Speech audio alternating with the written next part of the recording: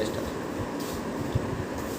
नमस्कार साथियों, YouTube channel पर आज मेरा फर्स्ट वीडियो क्लास 10 के लिए फर्स्ट चैप्टर यूक्लिड विभाजन एल्गोरिथम प्रमेय। इस विधि के द्वारा आज हम HCF निकालना सीखेंगे।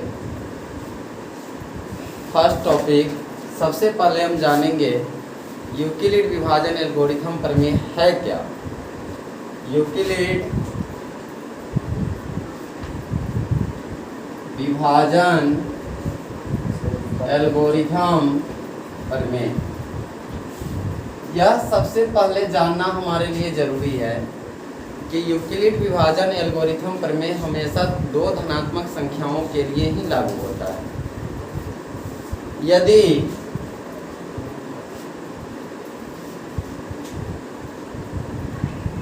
दो धनात्मक संख्या A तथा B के लिए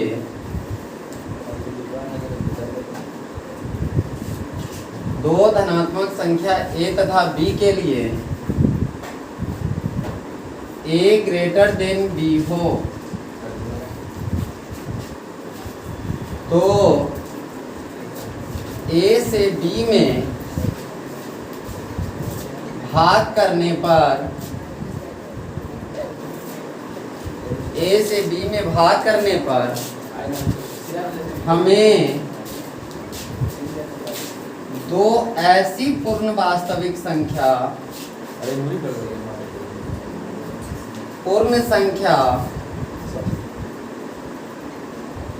Q एवं R प्राप्त होती है जहां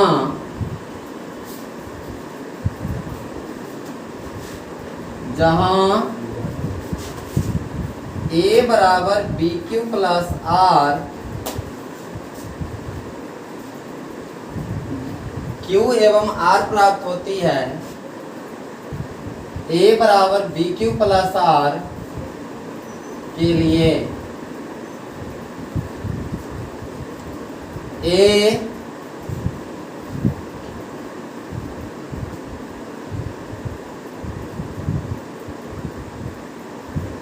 A बराबर BQ प्लस R के लिए R का जो वैल्यू होगा वह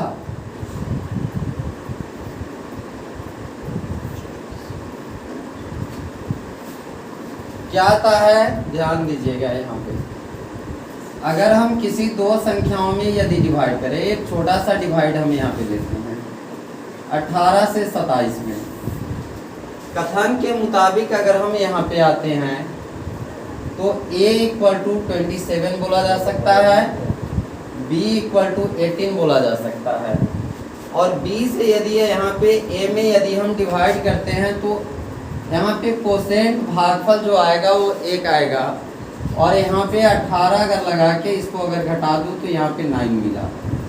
तो रिजल्ट क्या मिल रहा है यहाँ पे कि R का जो वैल्यू होता है वह A और B के, यहाँ पे R के जो वैल्यू होते हैं वो हमेशा जिस संख्या से भाग दिया गया अर्थात B से जो होता है इसका परिणाम जो होता है वह हमेशा छोटा होता है, और हम इसको लिख सकते हैं। लेकिन यहाँ पे कोसेंट पे अगर यहाँ पे विचार करो तो कभी कभी ऐसा भी रिजल्ट आता है, जैसे अगर देखो तो 3 से 6 में डिवाइड करता हूँ तो 2 मरतबे यह बिल्कुल कट जाता है। तो यहाँ पे देखा तो R इक्वल टू मुझे 9 मिला और यहाँ पे R इक्वल टू 0 मिला।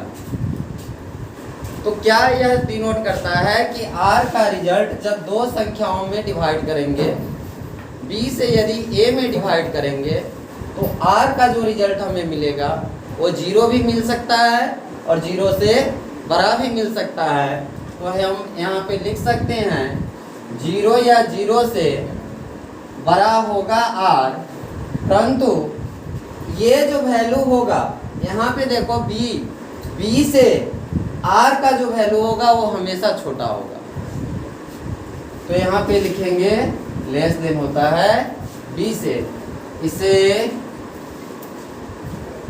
यूक्लिड विभाजन एल्गोरिथम प्रमेय कहते हैं। इस विधि के द्वारा फर्स्ट टॉपिक आज हम यूक्लिड विभाजन एल्गोरिथम प्रमेय से एचसीएफ निकालना सीखेंगे। यूक्लिड विभाजन एल्गोरिथम प्रमेय द्वारा मौसा ज्ञात करना बहुत ही इंटरेस्टिंग टॉपिक है और बहुत ही इजी टॉपिक। सबसे पहले हम कोई भी दो संख्या अपने मन से सिलेक्ट कर लेते हैं। समूह में जो संख्या आ रही है वो युग्म। फॉर एग्जाम्पल क्वेश्चन फर्स्ट, अगर हम एनसीईआरटी बुक के मुताबिक चलें तो उदाहरण नंबर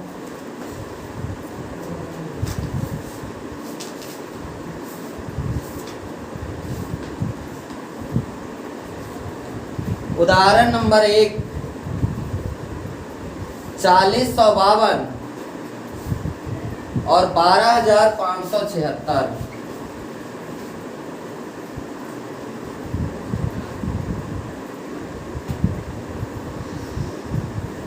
नहीं, मैं छोटा जो निकालता हूँ, ये बहुत बड़ी हो जाएगी, आप लोगों को थोड़ा सा गुना भाग में यहाँ पे डिफिकल्ट महसूस हो सकती है। प्रश्नावली 1 का लेता हूँ।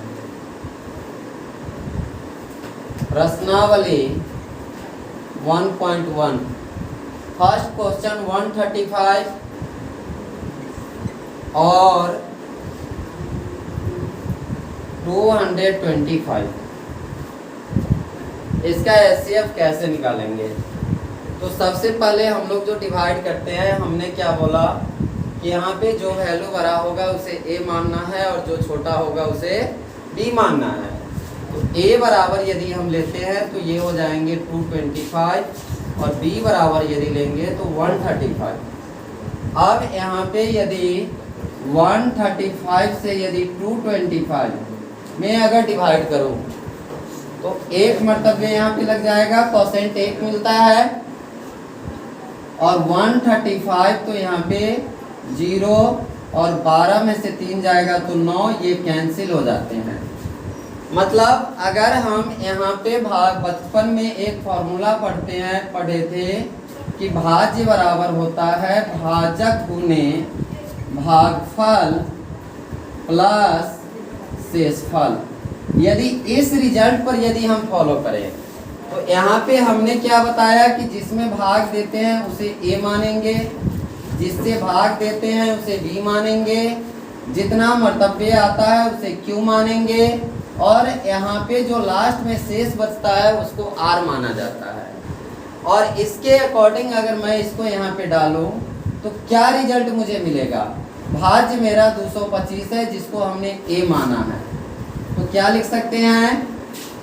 a बराबर BQ प्लस R से अगर देखूँ तो 225 इक्वल टू मिल रहा है मुझे 135 मल्टीप्लाई 1 प्लस 90 के रूप में। तो यहाँ पे a और b को क्लियर करने से पहले इन बातों को जानना जरूरी है कि a ग्रेटर देन होगा b से, इसीलिए a बराबर लेंगे 225 और b बराबर लेंगे 135। यूक्लिड विभाजन शॉर्ट फॉर्म में लिखता हूँ एल्गोरिथम प्रमेय से a बराबर BQ प्लस R। तो अगर a बराबर BQ प्लस R के फॉर्म में यदि यहाँ पे हमने देखा तो 225 का जो प्रारूप मिला है वो मुझे क्या मिला? 225 इक्वल टू 135 गुने 1 प्लस 90। जब एचसीएफ निकालते हैं तो हम क्या करते हैं? जानते हैं कि जितना रिमाइंडर, जितना शेषफल आया रहता है उस शेषफल में जितना से भाग दिए रहते हैं उस फैक्टर में हम पुनः दोबारा भाग लगाते हैं। तो ये आपके केस फर्स्ट थे। अगर स्टेप 2 पर यदि हम विचार करें तो स्टेप 2 में हमें क्या करना पड़ेगा, यहाँ शेषफल मुझे मिला था 90, देख लो यहाँ शेषफल को लेना है, ये बात ध्यान रखना होगा, और भाग जिसको दिया था उसको अंदर कर लेंगे 135। मतलब यहाँ भी वही पैटर्न है, a बराबर बी क्यू प्लस आर ही फॉलो करना है। यहाँ भी अब इस कंडीशन में आते हैं तो यहाँ पे a बराबर 135 और b बराबर यहाँ पे ले लेंगे 90। क्यों, भाग जिससे दे रहे हैं वो 90 है, 90, और जिसमें भाग दे रहे हैं 135 है, और हमारा यहाँ पे a ग्रेटर देन होना चाहिए b से, तो इस लेके हम कह सकते हैं कि 90 से भाग देना है 135 में, तो b बराबर हो जाएंगे 90 और a बराबर हो जाएंगे 135। अब इस स्टेप पर यदि मैं इसको भाग लगाऊं तो फिर यहाँ पे एक मरतबे आ जाएंगे 90 और रिमाइंडर बचेंगे यहाँ पे 45। अब यहाँ भी वही तरीका, मैंने जिससे भाग दिया उसको ले लिया b, जिसमें भाग दिया उसको ले लिया a, जितना मरतबे आया उसको ले लिया q, और यहाँ जो शेष बचा उसको ले लिया r। अब इस कंडीशन में फिर इस फॉर्मूले को यदि मैं अप्लाई कर दूं तो क्या आ जाएगा, भाज्य बराबर भाजक गुने भागफल जोड़ शेष। तो यहाँ पे तो भाई भाज्य बराबर है 135, और ये जो रिजल्ट यहाँ पे देंगे वो क्या देंगे, 90 मल्टीप्लाई 1 प्लस 45, और ये केस फर्स्ट फिर हम यहाँ पे ले लेते हैं पुनः।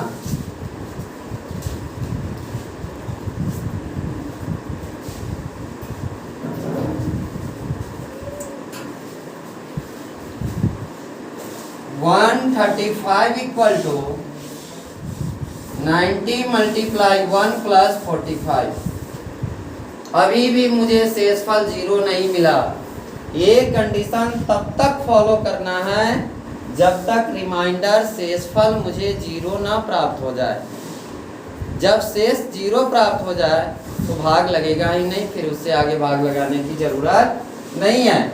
और यहाँ पे अब यदि हम इस स्टेप पे आवे तो यहाँ R 45 बचा, तो B के जगह पर 45 लेंगे और डिवाइड करेंगे 90 में, जो A होगा। केस 3 में, स्टेप 3 में मैं चल रहा हूँ। ये 3 स्टेप में जा रहे हैं क्वेश्चन। अब हो सकता है कि कुछ क्वेश्चन 4 स्टेप पर भी क्लियर हो सकते हैं, 5 स्टेप पर भी क्लियर हो सकते हैं। जब तक आपको R न मिल जाए तब तक इसको बढ़ाते रहना है। हो सकता है कुछ क्वेश्चन सेकेंड स्टेप में भी क्लियर हो सकते हैं, कुछ क्वेश्चन फर्स्ट स्टेप में भी क्लियर हो सकते हैं। जहाँ पे R मिल जाए उसकी कहानी समाप्त हो जाती है। अब यहाँ 45 में यदि मैं 45 से यदि 90 में डिवाइड कर रहा हूँ तो यहाँ पे एक मरतबे और 2 मरतबे 90 मुझे मिल रहा है, और ये हो जाते हैं कैंसिल। मतलब R का यहाँ पे मामला 0 आ गया। तो इसका तात्पर्य होता है कि अब इससे आगे इसकी स्थिति नहीं निकलेगी, यहाँ पे आके मामला समाप्त। तो यहाँ पे लेंगे पुनः 90 इक्वल टू 45 मल्टीप्लाई 2, सेम ऊपर की तरफ भाज्य बराबर भाजक गुने भागफल जोड़ शेष। तो क्या आ जाएगा, 90 इक्वल टू 45 मल्टीप्लाई 2 प्लस 0। अब यहाँ पे 45 मल्टीप्लाई 2 प्लस 0 अगर यहाँ पे डाल दिया तो यहाँ पे मिल गया मुझे R इक्वल टू 0, और मेरा काम यहाँ पे पूरा हो गया। ये रफ काम थे, मैं इसको मिटा देता हूँ। और यहाँ पे ऐसा नहीं कि एज ए डायरेक्टली सीधा लिख दो HCF इक्वल टू 42। यहाँ स्पष्ट करना पड़ेगा कि 42 ही इसका HCF क्यों है, क्योंकि यहाँ पे मैंने 45 ही इसका HCF क्यों है। यहाँ पे 90 क्यों नहीं हुआ, 135 क्यों नहीं हुआ। तो यहाँ पे जब अंतिम बार हमने डिवाइड लगाया कितना से, 45 से, कितना में, तो 90 में, तो मुझे रिमाइंडर मिला है 0। तो यहाँ पे लिखेंगे चूंकि अंतिम भाजक